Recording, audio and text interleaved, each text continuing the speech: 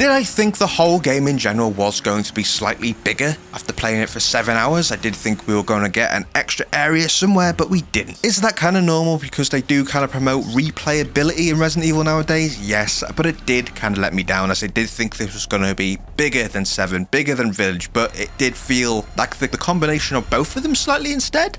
What was good? Well, a combination of that and 4, 5 maybe? Yeah, the combination of 5, the combination of 7, not really 8, I suppose, if you're thinking it like that. It was a perfect size, but I did finish it in 2 days. I finished this game. Usually when I do this, I say I'll play it for 10 hours and then I give it a review, but I finished it in 7. It was really good.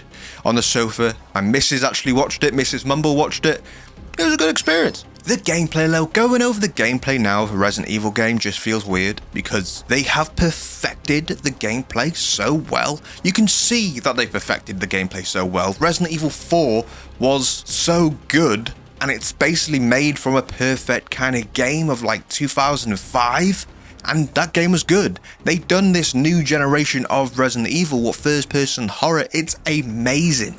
It's perfect. And they keep on doing it. So talking about the gameplay and saying, oh, the gameplay's good. Well, it's been good for about ever. I don't think gameplay of Resident Evil's been that bad at any point. Even Resident Evil 6 had good gameplay. It was weird, but it was good. I don't think it was that hated. I'm playing Resident Evil 5 as kind of like a weird going back to the old ones because I haven't played them for so long. It's fun. The gameplay's always been fun, but this new generation of remakes and these new generations of stories is so perfect gameplay wise.